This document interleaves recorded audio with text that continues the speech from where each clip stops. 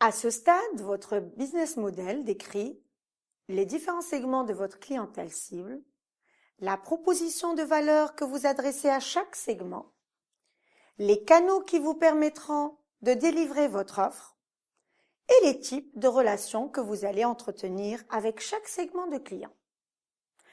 Vous allez compléter maintenant la partie droite de votre matrice comme votre cerveau droit. Cette partie droite est associée plus aux émotions qu'à la logique. Pour la compléter, il vous reste à préciser le bloc flux de revenus. Ce 5e bloc précise les sources de revenus que l'entreprise peut générer auprès de chaque segment de clients. Et oui, il est temps de préciser comment allez-vous faire rentrer de l'argent. Les questions suivantes vous aideront à préciser les rentrées d'argent que peut générer votre activité. Quelles sont les sources de vos revenus? Pour quel élément de valeur vos clients sont-ils disposés à payer? Comment vos clients préfèrent-ils payer? Mais également, à combien sont-ils prêts à payer? Les réponses à ces questions vous inciteront à élaborer votre politique tarifaire, précisant les modes de fixation de prix. Une politique qui peut reposer sur des prix fixes ou des prix variables. Variables en fonction du client, ou encore en fonction du volume de vente, ou encore en fonction des capacités disponibles en temps réel, tel que le yield management pratiqué dans le domaine de l'hôtellerie ou dans le transport aérien. De façon générale, il existe différentes façons de générer de la trésorerie. On peut citer à titre d'exemple, le modèle de revenu transaction, c'est sans doute l'un des plus anciens modèles. C'est le modèle de revenu des entreprises de la grande distribution qui revendent des produits achetés en grande quantité en réalisant des marges. Nous avons le modèle de revenu basé sur la publicité. Il est très utilisé par les médias, chaînes télé, sites internet, revenus et magazines. Il consiste à offrir des prix symboliques, voire gratuitement, des produits ou services afin d'avoir une large audience pour pouvoir vendre ensuite des espaces publicitaires destinés aux annonceurs. On peut citer le low cost. Selon le modèle de revenu basé sur le low cost, l'entreprise offre un produit allégé et moins cher que la concurrence.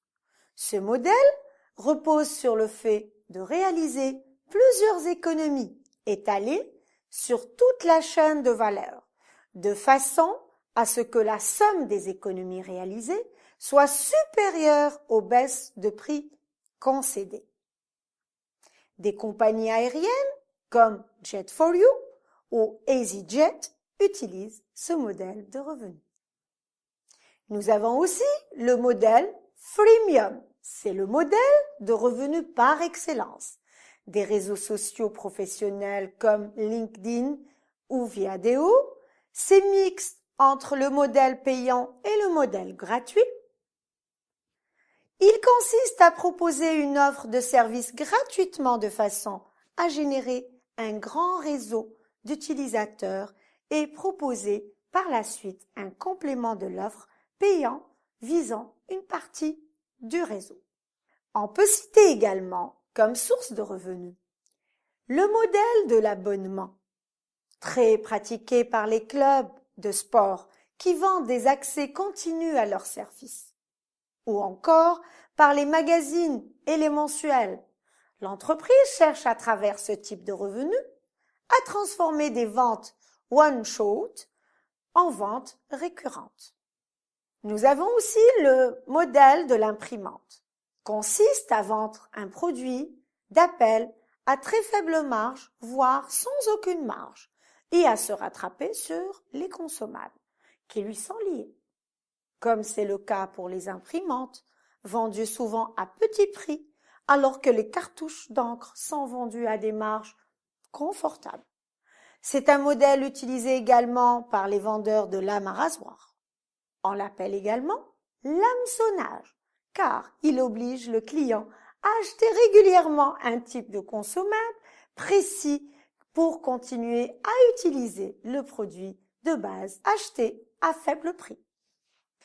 Nous avons encore le paiement à la réussite, ou au succès est un modèle de revenu selon lequel le client ne paye que ce qui est effectivement réussi par le prestataire.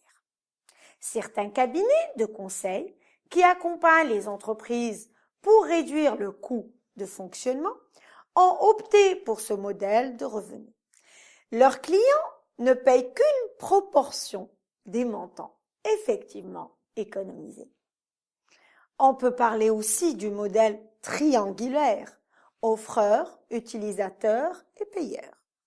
Il consiste à offrir des services à des utilisateurs gratuitement ou à un prix réduit et faire payer le complément partie ou en totalité par des tiers sous forme de fonds d'aide, de soutien ou encore de subvention. On peut également citer le modèle des enchères, autrefois réservé à des produits rares et originaux, comme les œuvres d'art, et donc à un segment de clientèle très réduit. Le modèle de revenu basé sur la vente aux enchères a été popularisé et généralisé à une gamme très large de produits par des plateformes de vente en ligne, comme eBay. Comme il vous est possible de combiner plusieurs modèles de revenus. Allez-y, à vous de jouer. Précisez le ou les modèles les plus adaptés à votre projet innovant. N'oubliez pas de valider avec des spécialistes. C'est une étape fondamentale pour la réussite de votre projet.